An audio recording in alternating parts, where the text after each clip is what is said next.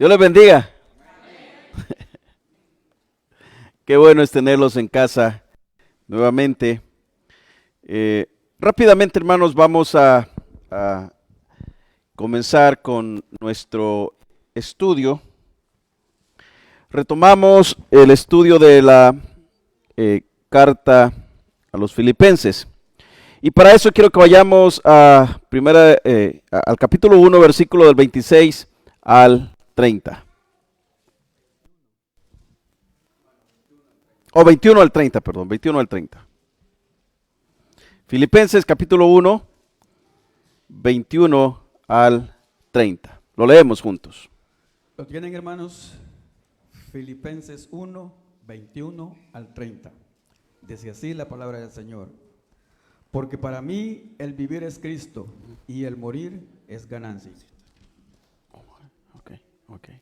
Mas si el vivir en la carne resulta para mí en beneficio de la obra, no sé entonces qué escoger. Porque de ambas cosas estoy puesto en estrecho, teniendo deseo de partir y estar con Cristo, lo cual es muchísimo mejor. Pero quedar en la carne es más necesario por causa de vosotros. Y confiando en esto, sé que quedaré, que aún permaneceré con todos vosotros, para vuestro provecho y gozo de la fe, para que abunde vuestra gloria de mí en Cristo Jesús, por mi presencia otra vez entre vosotros. Solamente que os comportéis como es digno del Evangelio de Cristo, para que os sea que vaya a veros o que esté ausente, oiga de vosotros que estáis firmes en un mismo espíritu, combatiendo unánimes por la fe del Evangelio, y en nada intimidados por los que se oponen, que para ellos ciertamente es indicio de perdición, mas para vosotros de salvación, y esto de Dios.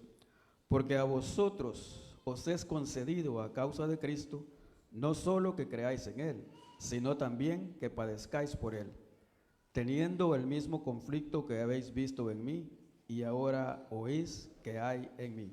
Amén. Oramos. Gracias te damos, Cristo Jesús. Gracias por este privilegio que nos concedes, venir a tu casa y abrir las Sagradas Escrituras. Señor, gracias, porque a ti te place traernos. A ti te place que seamos tus hijos. Ahora queremos glorificarte, queremos honrarte, escuchando tu palabra. Que seas tú, oh Dios, hablándonos al corazón. Abre nuestros oídos, nuestro corazón, nuestra mente, para atesorar tu palabra. En el nombre poderoso de Cristo Jesús oramos. Amén y amén. ¿Pueden tomar sus asientos? Filipenses capítulo 1, versículos del 21 al 30. El domingo pasado estuvimos retomando este maravilloso estudio. Hoy vamos a estar ocupándonos de los versículos, a pesar de que leímos del 21, porque queríamos refrescarnos de lo que vimos el domingo pasado. Quiero que nos dediquemos en los versículos del 26 al 30. Firmes en la fe y unidad de Cristo. Firmes en la fe y la unidad de Cristo. Como decía, el domingo tuvimos la oportunidad de reanudar nuestro estudio que tenemos en esta carta maravillosa, escrito que se le atribuye al apóstol Pablo, y que fue escrita, decíamos, allá por el año 60 o 62 después de Cristo. Y también hay un bosquejo en el boletín, en el cual usted va a ir viendo cómo vamos desarrollándonos en toda la carta general. Es decir, el domingo pasado que llegamos hasta el versículo 26 y que hoy retomamos, básicamente estamos terminando el punto número 2, la introducción y el punto 2 de la carta en general, no en sí de mi sermón. el versículo 26 se cierra el punto 2, que es las circunstancias de Pablo. En esta carta tenemos pinceladas de atención de cómo y por qué debemos vivir anclados o anclando nuestra fe en Cristo Jesús. Y poniendo toda nuestra confianza en el poder supremo de Dios, y Cristo Jesús emplea en nosotros un deseo de a pesar de las circunstancias, permanece un gozo que no se puede entender en nosotros. ¿Quién de aquí puede ser tan coherente en decir, es que yo siento gozo cuando me va todo mal? Seríamos mentirosos en nuestra carne si decimos que no sufrimos, ¿verdad? Esa es la vida que tenemos. ¿Sabe cuál es lo maravilloso del caso? Es que este es un gozo indescriptible, un gozo que no se puede explicar, un gozo que está basado en la esperanza futura que Él nos tiene. Es decir, a nosotros sus hijos, dejándonos pasar por circunstancias difíciles, las cuales nos ayudan, número uno, a afirmar, a moldear y a quitar las asperezas que interrumpen nuestro carácter de Cristo. Pablo, o para Pablo, la vida se resume en Cristo. Y la única razón de ser del apóstol es Cristo. ¿Para cuántos de los que estamos aquí, nuestra vida se resume en Cristo? Nuestra vida también debería ser Cristo, igual que el apóstol Pablo. De hecho, en el versículo 21 dice Pablo, porque para mí el vivir es, ¿qué dice? Es decir, para mí el vivir es Cristo. Es decir, para mí Cristo es la vida. Y luego dice, y el morir es ganancia. Para Pablo, el cruzar la línea, el morir, la muerte o dejar este mundo es ganancia. En nuestros pueblos o en nuestras ciudades o en nuestros países se utilizaba, bueno, los antepasados utilizaban unas frases medias raras. Y ellos decían vulgarmente, hasta donde llegue el perro llega. Yo sé que usted, hermano, usted no es europeo, ¿verdad? ¿Hasta dónde? Entonces, ese no es el caso de los cristianos. Ese no es el caso de Pablo. Pablo está diciendo que al cruzar esa línea que divide el mundo en el que vivimos hoy y el mundo en que nos espera, para él era ganancia. ¿Ganancia en qué sentido? La muerte lo liberaría de sus cargas terrenales para que se pudiera enfocar mucho mejor en la glorificación de Dios. El deseo de Pablo en todo el entorno era que el nombre de Cristo Jesús fuera glorificado en todo lo que él hacía. Pablo tenía un deseo ardiente, iglesia, que él decía, si Cristo decide llevarme, sé que su nombre es glorificado. Pero si Cristo decide dejarme, sé que también su nombre será glorificado. Y entonces decía Pablo, aunque para mí es mucho mejor dejar este mundo y estar con Él, porque me enfocaré en totalidad en glorificarle a Él. Dicho esto, entremos a nuestro primer punto de esta tarde. La importancia de vivir de manera digna del Evangelio. La importancia de vivir de manera digna del Evangelio. Y para esto yo quiero arrancar con dos implicaciones muy importantes. Implicación número 1, testimonio del reino de Dios. Diga conmigo, testimonio del reino de Dios. Allá en el libro de Mateo, capítulo 5, versículo 16, dice: así alumbre vuestra luz delante de los hombres. ¿Qué debe alumbrar delante de los hombres, iglesia? Nuestra luz. Para que vean vuestras obras y glorifiquen a vuestro Padre que está en los cielos.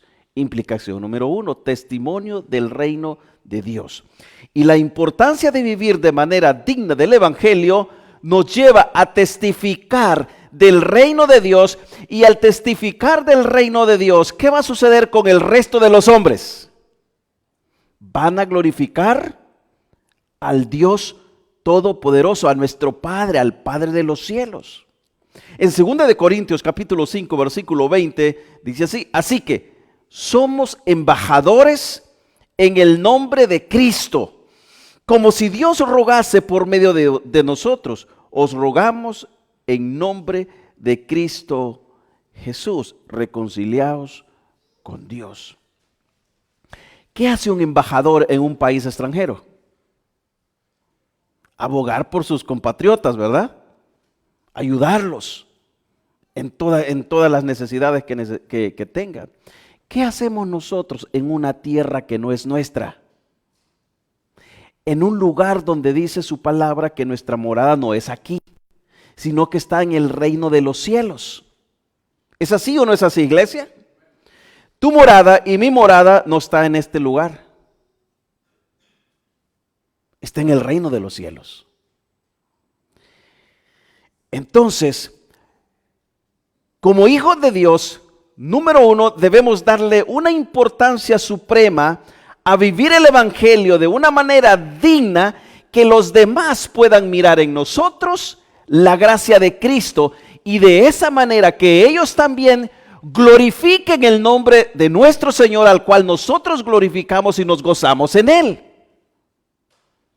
Mire por dónde nos lleva el apóstol en este pasaje maravilloso. El apóstol nos está llevando, o nos está arrastrando a que miremos a Cristo como el máximo esplendor, como el máximo Señor, y que nada de lo que nos ocurra a nuestro entorno nos pueda batir, nos pueda desviar de la mirada que es Cristo Jesús. Y nos está llevando a que digamos: Cristo Jesús es mi todo. Y dice Pablo: me pongo como ejemplo. Y ojo al punto, que Pablo no solo se pone como ejemplo cuando él dice yo sufro, sino que también se pone como ejemplo del saber de la palabra, del tratar de cumplir la palabra, sino que al principio, cuando Pablo habla de su currículum, él lo describe perfectamente bien, ¿verdad? Él le dice: ¿ustedes creen que ustedes saben? ¿Ustedes creen que ustedes son merecedores? Él dice: bueno, les voy a contar que yo al 8º día fui circuncidado. Usted puede decir: pero qué arrogante es el apóstol. No, Pablo lo que está mostrando es que para él el vivir es Cristo. Porque después está diciendo: ¿saben qué? De los pecadores más grandes, de los pecadores más pecadores, ustedes son los más grandes. ¿Eso dijo? ¿Sabe qué dijo? Yo soy el primero. Porque donde sobreabundó la gracia, sobreabundó también, donde sobreabundó el pecado, abundó también la gracia. Entonces Pablo dice: de todos los pecadores más grandes, yo soy el primero. Es decir, su gracia ha sobreabundado en mi vida. Entonces, de buena gana, voy a sufrir por la causa de aquel que lo dio todo por mí. Es que, iglesia, yo quiero invitarlos esta noche a que recorramos y llevemos nuestra mente a la época del apóstol Pablo. Mire usted que el apóstol Pablo está preso, ¿verdad? Está en una cárcel en Roma. Está sufriendo. Está desesperado. No tiene paz. Su corazón está angustiado, que repetidamente en la carta está diciendo que para él es mejor morir. El gran apóstol, para que llegue a estas circunstancias, es porque en la carne está sufriendo y está siendo agotado. Entonces, vivir de manera digna del Evangelio es una manifestación del reino de Dios aquí en la tierra. Cuando estudiábamos, cuando trajimos la pequeña serie hace unos domingos atrás acerca de el rol del hombre, el rol de la mujer y lo que implica que el hombre y la mujer hagan cumplir su rol, decíamos que el hombre fue hecho a imagen y semejanza de Dios. Eso lo vimos, ¿verdad? Entonces, si el hombre, según Pablo, fue hecho a imagen y semejanza de Dios, todo lo que el hombre hace, todo lo que sus hijos hacen, todo lo que las mujeres de Dios hacen, deben reflejar la imagen de Dios en todas sus acciones. En su forma de pensar, en su forma de actuar, en su forma de conducirse, que reflejemos la imagen de Dios. Pablo dice, entonces, andemos como es digno del Evangelio. Nuestra carácter, es decir, nuestra conducta y carácter reflejan la realidad de la redención que hemos experimentado en Cristo Jesús, porque usted y yo reflejamos a Cristo en esta tierra. Somos la iglesia. La iglesia es el cuerpo de Cristo, que Él compró a precio de sangre. Decía que como embajadores del reino, nuestra vida refleja a Cristo, refleja a la iglesia. Nuestra vida cotidiana es un testimonio vivo del amor de Dios, la gracia y la verdad de Dios ante un mundo que necesita misericordia. Muchos quizás pueden decir, pero es que miren, cuando se nos habla que tenemos que predicar el Evangelio, soy de cortas palabras. Hermanos, su testimonio habla más que muchas palabras. Cómo usted se comporta es muy importante dentro del mundo en el que vivimos, donde se nos ha llamado a ser sal en esta tierra. Se nos ha llamado a ser el sabor, ¿verdad?, de esta tierra. En el mundo en el que vivimos, que necesita misericordia. De hecho, este mundo no necesita justicia como lo replican los medios de comunicación. ¿Qué pasaría si Dios aplicara justicia en el mundo en el que vivimos? ¿Sabe qué pasaría? Dios exterminara en milésimas de segundo a este mundo. Porque el mundo en el que vivimos es un mundo totalmente corrompido, lleno de pecado, lleno de maldad, lleno de odio, lleno de rencor. Este mundo lo que necesita es misericordia. Ustedes los que estamos aquí, nosotros, lo que hemos recibido es misericordia. Si Dios hiciera misericordia, castigaría a este mundo depravado. Ahora, dentro de ese contexto, y la segunda implicación que yo quiero exponer del punto número 1, también nos lleva a tener un crecimiento y madurez espiritual. Vivir de manera digna del Evangelio no solo impacta a otros, que es el testimonio, ¿verdad?, que nosotros damos, que va a impactar a otros, sino que también nos transforma interiormente, y a medida que buscamos vivir de manera pegada de la palabra de Dios y en comunión con el Espíritu Santo, crecemos en madurez, crecemos espiritualmente, crecemos en conocimiento, y esta madurez se refleja en una mayor conformidad de la imagen de Cristo y en su carácter santificado en nosotros.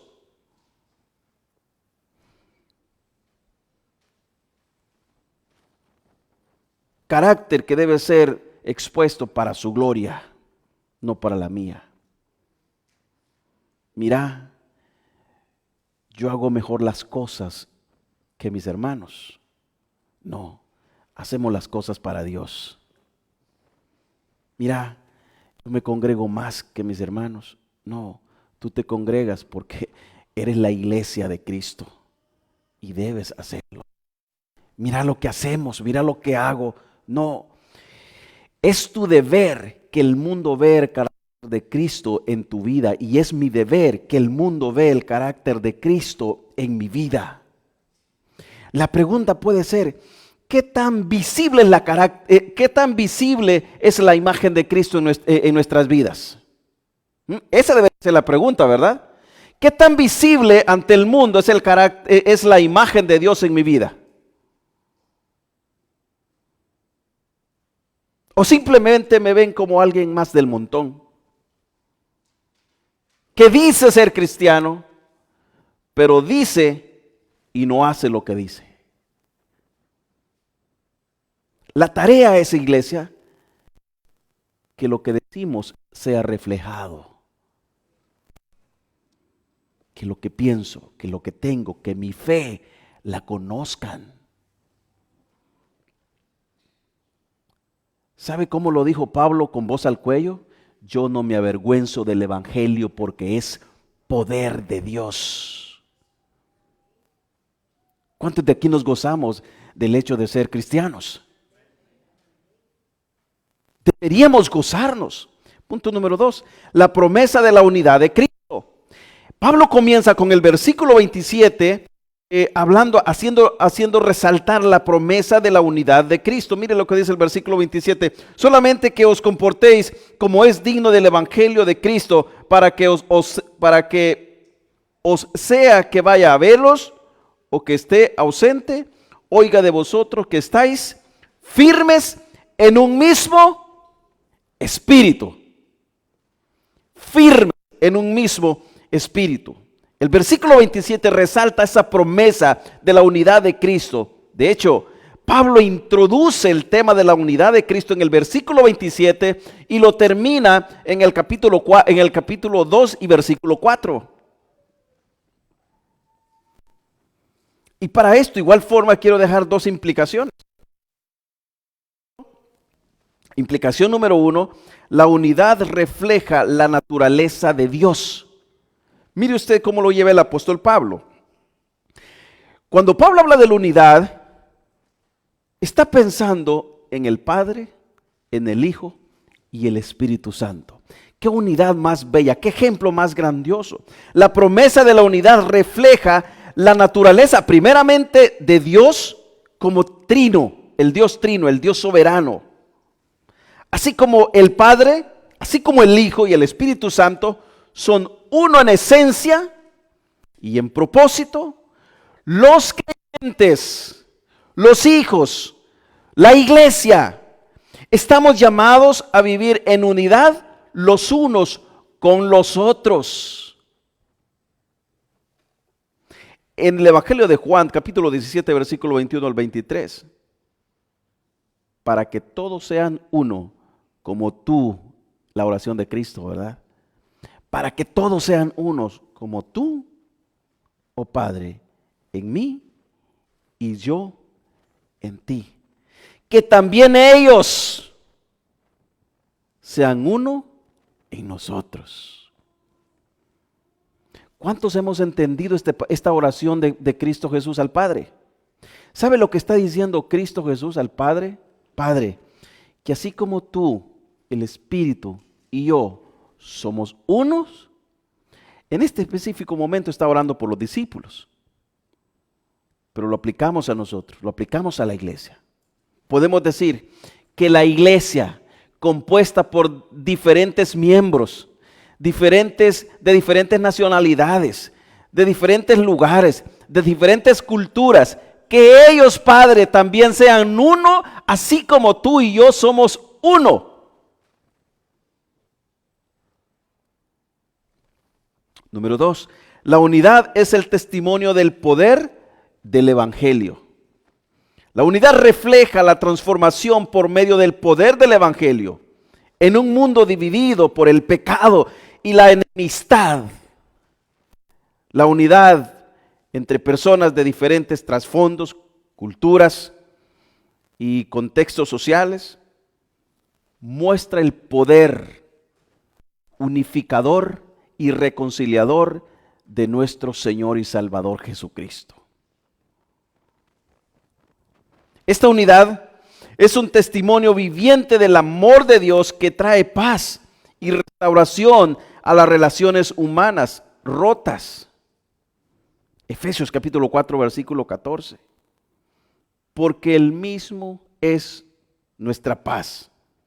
Dice que de ambos pueblos hizo uno, derribando la pared intermediaria de separación, comenzando desde la reconciliación del hombre con Dios.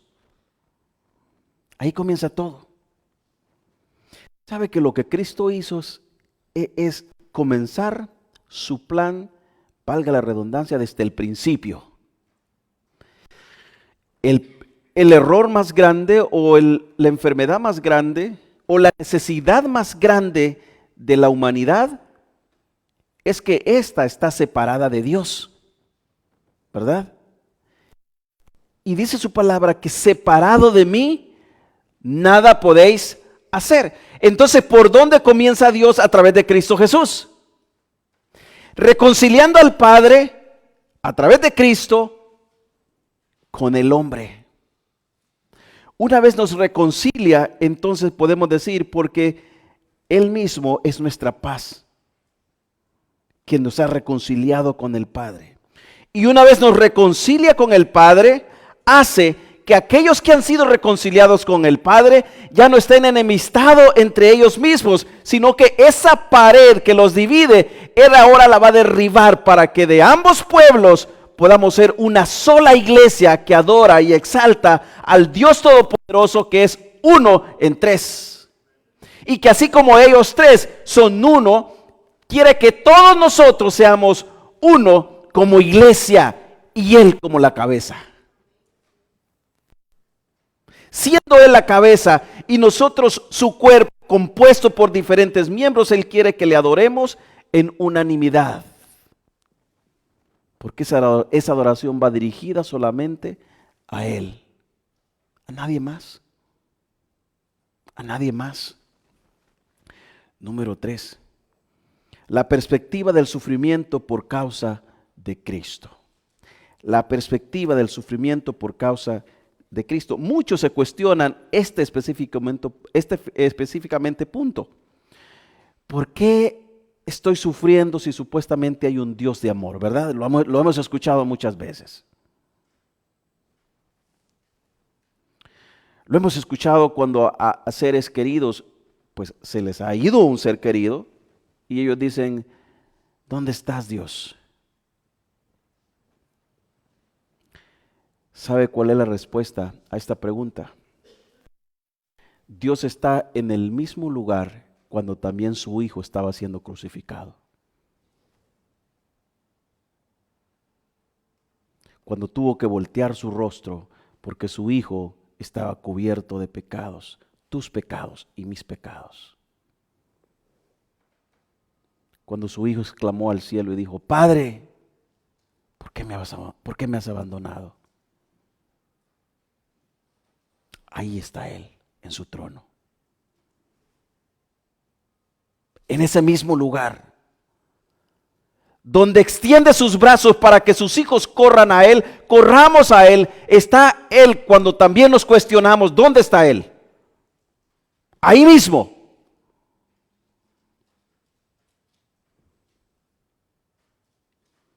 ¿Cuál debe ser entonces la perspectiva del sufrimiento por causa de Cristo? Versículo 28. Cuando nosotros los creyentes sufrimos por causa de Cristo, participamos de alguna manera en el sufrimiento de Cristo Jesús, nuestro Señor. Esto no significa que la obra salvífica de Cristo necesite ser completada. No. Sino más bien que al compartir el sufrimiento, sus padecimientos, los creyentes, nosotros sus hijos, nos identificamos con Él de manera más unida, más profunda, y podemos experimentar la unión que ahora tenemos con Cristo, y por esa razón el apóstol Pablo lo dice de esta manera: con Cristo estoy juntamente crucificado. Yo estoy crucificado con Cristo. Ya no vivo yo, porque también sus sufrimientos son mis sufrimientos. Están crucificados en la cruz del Calvario.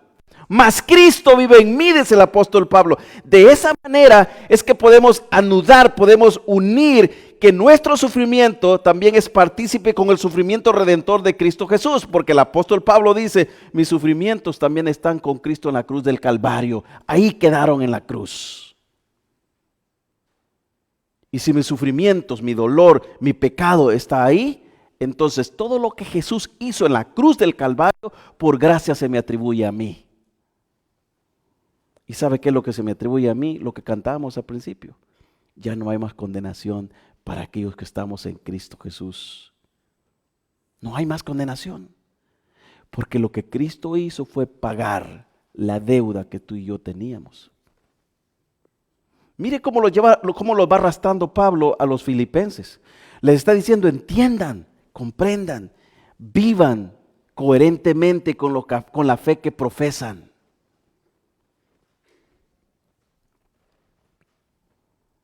Entonces, versículo 28, conformidad con la imagen de Cristo. Primero, la participación en el sufrimiento redentor de Cristo. Segundo, la conformidad con la imagen de Cristo. Esta implicación la vimos anterior, pero quiero resaltarla aquí. La perspectiva que debemos tener del sufrimiento es que es la única forma de llevarnos a parecernos a Cristo Jesús. Es la única forma. Es decir, cuando el sufrimiento nos tritura, cuando el sufrimiento nos hace caer de rodillas, cuando el sufrimiento nos hace gritar al cielo y pedir auxilio por nuestro Señor, es cuando el carácter de Cristo está siendo formado en nosotros. Porque no dependemos de nosotros, sino que dependemos de todo lo que Él ha hecho por nosotros. Ah, creías que eras fuerte.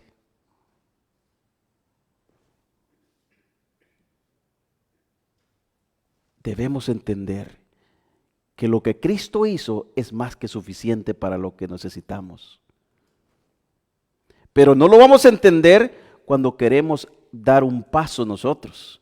No lo vamos a entender cuando nosotros queremos hacer un plus de lo que Cristo ya hizo. Lo vamos a entender cuando únicamente comencemos a depender solamente de Él, y que todo lo que hagamos, iglesia, sea para Él y por Él. Entonces podemos decir, como decía el apóstol Pablo: así que sea que yo viva, yo quiero agradar su nombre; ya sea que yo muera, yo quiero exaltar su nombre. Y aunque para mí, dice el apóstol Pablo, es mucho mejor morir, porque dejo todas estas preocupaciones en el mundo y me dedico solamente a glorificar su nombre. El deseo del apóstol Pablo no es tan simple como nosotros lo podemos ver. El deseo del apóstol Pablo es que todas sus preocupaciones por la iglesia ya no estuvieran en él, porque eso le quitaba de glorificar al Señor tal como él quería glorificarlo. Entonces él decía: al partir de este mundo es mucho mejor para mí, porque entonces dedico todas mis fuerzas en honrar su nombre. Ahora yo quiero arrastrar el versículo que dice: y amarás al Señor tu Dios con toda tu fuerza, con todo tu corazón. ¿Sabe cuándo usted y yo vamos a amar al Señor con toda nuestra fuerza, con todo nuestro corazón? Cuando no estemos en ese cuerpo de pecado. Cuando estemos frente a Él. Vamos a adorarle con toda nuestra fuerza, con toda nuestra mente, con todos nuestros deseos, porque nuestros deseos no tendrán distracciones. Nuestra mente no tendrá distracción. Nuestro ser no tendrá distracción, sino que todo lo que somos, todo lo que tengamos en ese momento va a ser dirigido únicamente al Dios Todopoderoso, al Cordero inmolado, aquel que murió en la cruz, que dio su vida en rescate por nosotros. nuestra fuerza, nuestro ser, nuestro corazón, nuestro pensamiento va a ser dirigido solamente a Él y para Él, iglesia. No habrá nada ni nadie que nos pueda distraer. Ese es el deseo del apóstol Pablo y ese es el deseo que quiere que hoy como iglesia, así como lo dijo a los filipenses, tengamos. Que no haya nada en nuestro entorno que nos distraiga para glorificar su nombre. Número 4, el privilegio de sufrir por Cristo. El privilegio de sufrir por Cristo trae como implicación la gloria futura. También está vinculado con la promesa de compartir esa gloria futura que Él tiene con nosotros.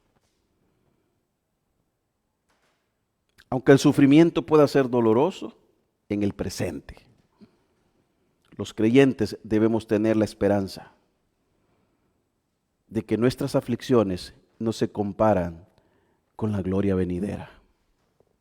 No se comparan.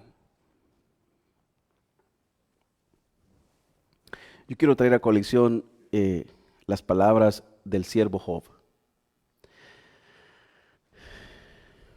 El siervo Job, antes de estar sucumbido donde estaba, Dios, ojo a esto, Dios dio testimonio de él.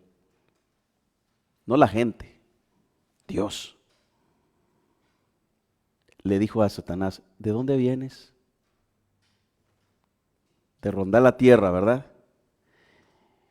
¿Quién comenzó la conversación aquí? Dios. Y le dice, ¿no has considerado a mi siervo Job, que es justo, recto y temeroso? Ojo al detalle. Job aquí no ha sufrido, no ha pasado el momento difícil, no ha pasado el trago amargo. Y Dios está diciendo que es justo y temeroso. Un hombre derecho, que amaba a Dios con todo su corazón. Un hombre que amaba a Dios con todas sus fuerzas. Pasa toda la historia que usted ya conoce de Job. Cuando pasa todo esto, Job dice unas palabras que yo creo que hoy usted lo va a ver de diferente forma. Teniendo en cuenta el testimonio que Dios da de él y que dijo que era hombre recto y temeroso, Job estas palabras. Después de todo, después que inclusive hasta su mujer le había dicho, ¿aún temes, aún mantienes la integridad a ese tu Dios? Después de todo esto, que le había quitado sus hijos, sus riquezas, dice Job, antes de oídas te había oído, mas ahora mis ojos te ven. ¿Usted puede imaginarse la vida íntegra de Job ahora a estas alturas? Si al principio Dios había dado testimonio de él que era hombre íntegro, y ahora está diciendo, cuando tú diste testimonio de mí, que yo era hombre recto, era íntegro, me considerabas como tal. Y dice Job, pero ¿sabes qué? Antes de oídas te había oído. ¿Sabe qué es lo que dice Job? Ahora en verdad he conocido tu poder, he sentido tu poder en mi piel, en mi corazón, en mi alma, que a pesar de este sufrimiento, tú nunca me abandonaste. Siempre estuviste conmigo, fortaleciéndome, dándome esa esperanza que un día el dolor que ahora siento se terminaría. Los creyentes perseverantes en la fe, a pesar de los sufrimientos, nuestra mira sobrepasa cualquiera sea el dolor, porque nuestra esperanza no está cimentada en este mundo de maldad, sino más bien en el reino de los cielos, donde mora nuestro Señor, donde mora nuestro Salvador, donde un día también estaremos como iglesia y le adoraremos en espíritu y en verdad. Nos gozaremos. Y quizás en aquel día usted y yo podemos quizás preguntarnos y decirle, y quizás vagamente decir, no, es que quizás en aquel día le puede decir al Señor, ¿por qué me hizo pasar esto y lo otro? El punto es que cuando estemos frente a Él, no habrá nada que nos acongoje, no habrá nada que nos aflija, porque todo será un deleite. Es más, Él será el resplandor de nuestra vida, Él será nuestro gozo, Él será nuestro Señor, y a Él, solamente a Él, caeremos de rodillas, le adoraremos, le exaltaremos por los siglos de los siglos. El Cordero inmolado que murió en la cruz del Calvario, en el lugar donde tú y yo debimos morir, ese que subió, que se sentó a la diestra de Dios Padre y que hoy por hoy intercede por nosotros. Iglesia, tenemos el privilegio enorme de mirarlo tal cual es. Y ese es el gozo que sobrepasa cualquier sufrimiento. Esa es la esperanza del creyente. Esa es la esperanza. Si usted y yo nos ponemos a pensar en qué va a ser del día de mañana, nos vamos a frustrar, iglesia, aquí en nuestra carne. Nos vamos a frustrar. ¿Sabe por qué? Porque este mundo va de mal en peor todos los días. Todos los días. Lo dice Génesis 6, ¿verdad? Lo dice Génesis 6. Y vio Dios que la maldad de los hombres era de continuo solamente al mal. Y que sus pensamientos, su corazón, estaban contaminados. Entonces más adelante dice Dios, por lo cual no contenderá más mi espíritu con el hombre, porque ciertamente el hombre es pecado. Mas ahora en Cristo Jesús, usted y yo tenemos una nueva naturaleza, la cual hay una esperanza que nos sacude todos los días. Bueno, debería sacudirte todos los días a mirar a Cristo, al blanco que es Cristo, tal cual es, y adorarlo y vivir entregado completamente a Él, amándolo, glorificándolo. Y eso, iglesia, va a sobrepasar cualquier momento difícil que podamos tener, porque nuestra gloria venidera puede más, nuestra esperanza que tenemos en la gloria venidera puede más que cualquier circunstancia que estemos cruzando, como lo tenía el apóstol Pablo. Es la etapa específicamente la que estamos cruzando, la del apóstol Pablo. Decíamos al principio el domingo que el apóstol Pablo estaba en la cúspide de su ministerio. Un señor, no un joven que tenía toda la fuerza, todo el vigor para poder soportar los sufrimientos. Estaba ya mayor.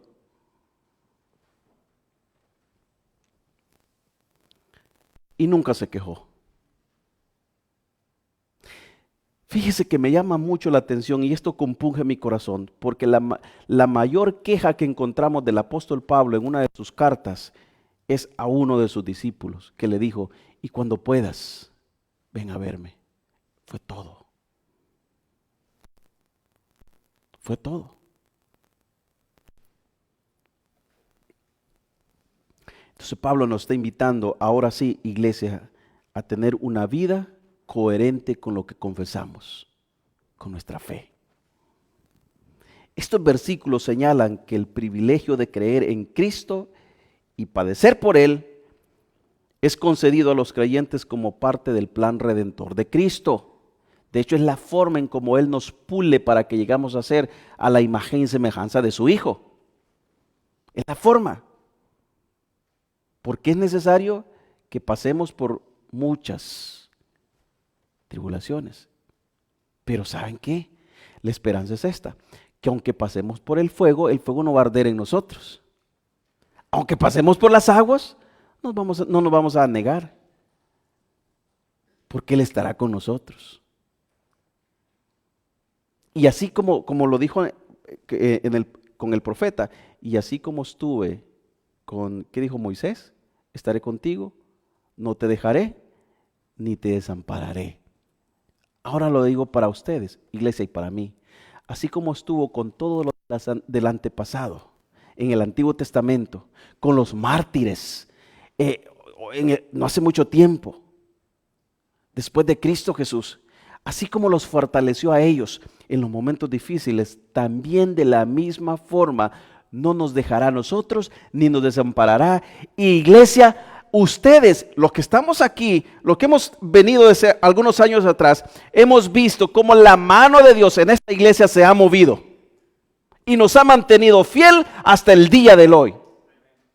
Y nada nos ha hecho falta. ¿Saben por qué? Porque Él es nuestro Señor y sus promesas son verdad. Es que somos su iglesia, somos su cuerpo y Él es nuestro Señor. Para ir terminando. Yo sé que algunos dicen, no termina todo, ya vamos a terminar. Una vida coherente con la fe. Y decía que estos versículos señalan el privilegio de creer en Cristo y padecer por Él. Y esto es concedido a los creyentes como parte del plan redentor de nuestro Señor. Mientras que sufrir o padecer por Él implica enfrentar persecución, sufrimiento a Él. Implica enfrentar persecución, sufrimiento a causa de la fe en Él.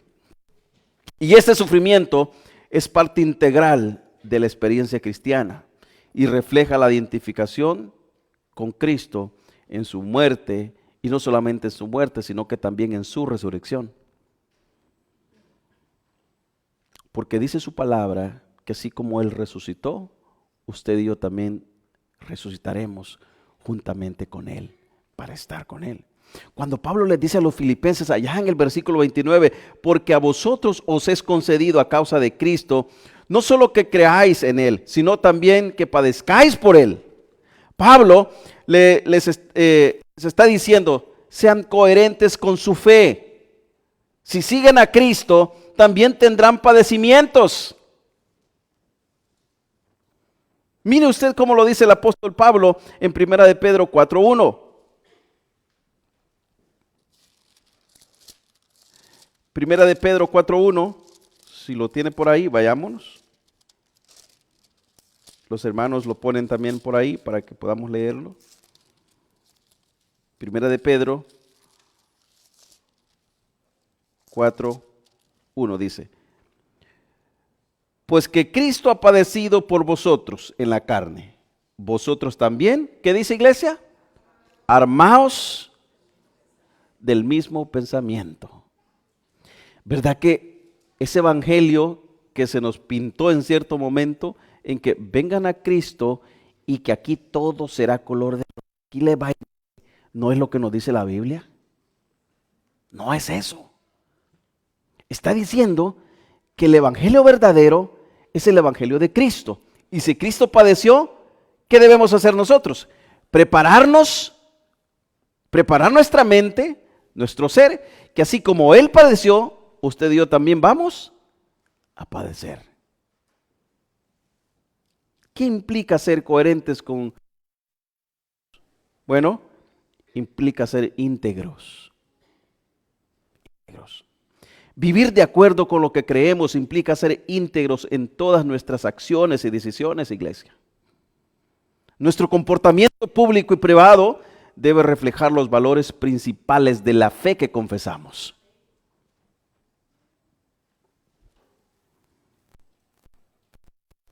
Dos, ¿qué implica coherentes con lo que confesamos? Dijimos al principio, integridad. Número 2, ser consistentes. Nuestra vida cotidiana debe ser consistente en las enseñanzas de nuestra fe. Porque cuando consistimos o persistimos o insistimos en las enseñanzas de nuestra fe, es de la única forma en que nos nutrimos y tomamos fuerza para seguir caminando. Esto implica aplicar los principios bíblicos en todas las áreas de nuestra vida, en todas las áreas. No solamente en una faceta, no solamente en un área, en todo lo que somos, porque todo lo que somos le pertenece a nuestro Señor. Entonces todo lo que somos que le pertenece al Señor debe ser nutrida con la palabra. ¿Por qué? Porque ya no vivo yo, sino que es Cristo quien vive en mí. Y si Cristo vive en mí, todo nuestro ser debe ser nutrido. Entonces, ser consistente implica aplicar los principios bíblicos en todas las áreas de nuestra vida, incluyendo nuestras relaciones, nuestro trabajo, nuestras finanzas e inclusive también nuestro tiempo libre. Porque todo le pertenece al Señor. Porque todo lo que hagáis, hacedlo como para el Señor.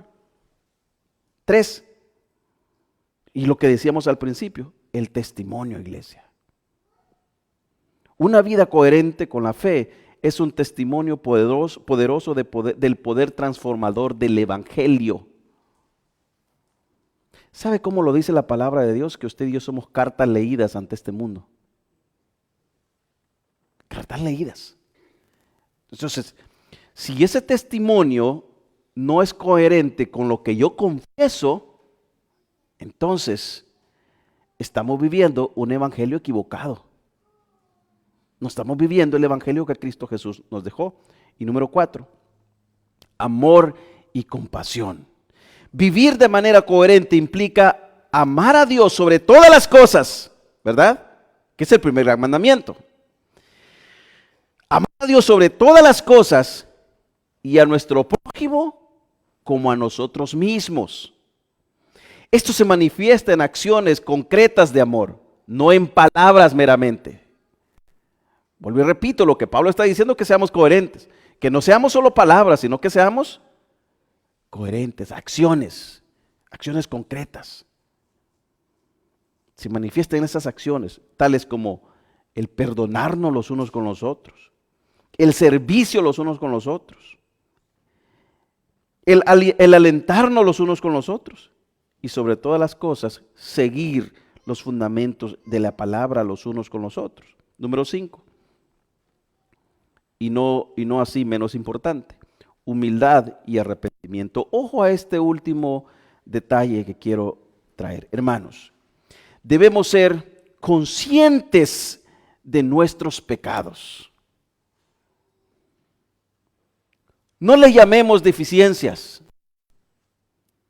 No busquemos psicólogos. No busquemos consejeros. Llama al mal por su nombre. Es pecado.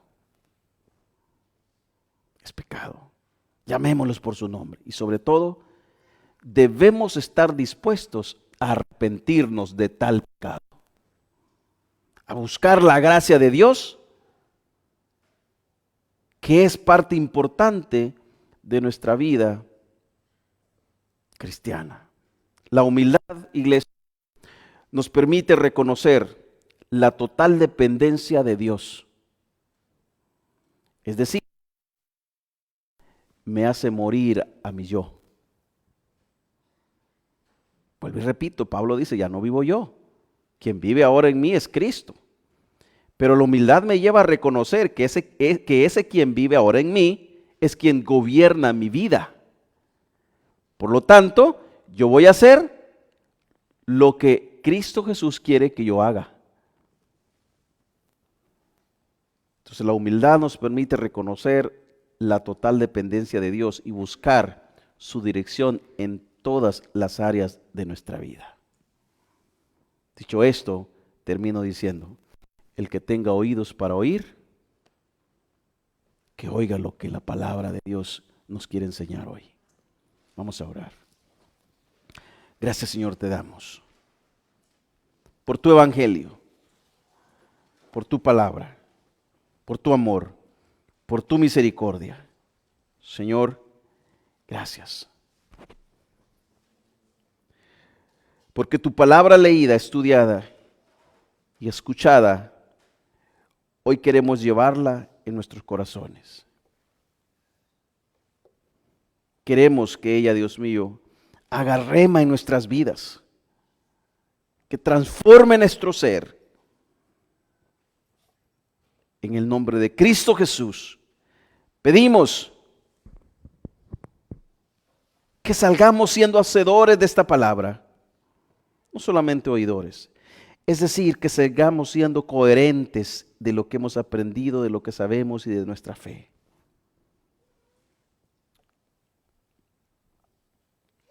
Bendito eres, oh Dios Todopoderoso. Le invito a que se ponga de pie, iglesia. Despedimos cantándole al Señor.